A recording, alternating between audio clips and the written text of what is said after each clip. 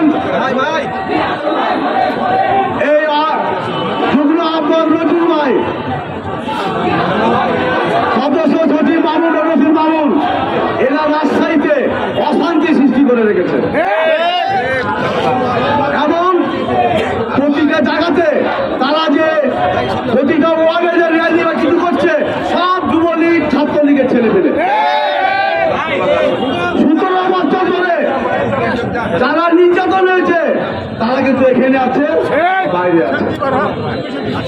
তারা আওয়ামী লীগকে শক্তিশালী করছে।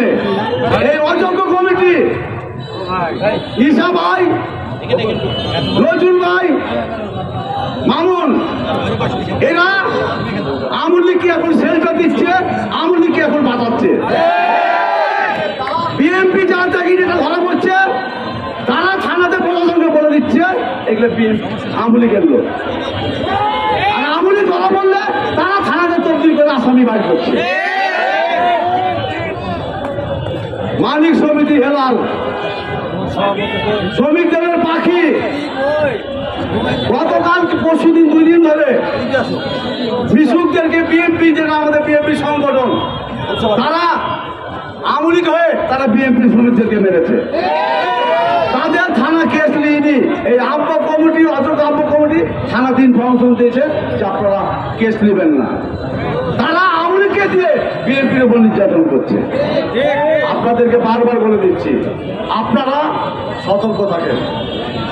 আমরা মিনু ভাই, মিলন যে রাজশাহীতে যে রাজনীতি আমাদের দেখিয়েছে, শিখিয়েছে, তাদের সঙ্গে আমরা আছি। আছে সব আওয়ামী লীগ আর যুবলীগ ছাত্রলীগের ছেলে।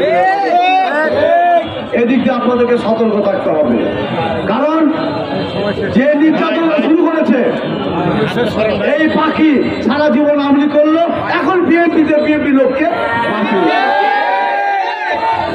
এরপর থেকে আমরা বলে দিতে চাই, একটা বিএনপি লোককে যদি ধরে আর তবদি করে সে ব্যবস্থা আমরা নেব। আর প্রশাসন ভাগে বলে দিতে চাই, আপনারা জানেন 17 বছর কে আওয়ামী লীগ করেছে আর কে বিএনপি করেছে, এটা আপনারা জানেন। কিন্তু আপনারা আব্বা কমিটির আওয়ামী লীগের কথা শুনতে চেয়েন না, নাহলে ভবিষ্যৎ কিন্তু খারাপ হয়ে দাঁড়াবে। এই রিপোর্ট আমাদের সেন্টারে চলে যাবে আপনাদের সম্বন্ধে।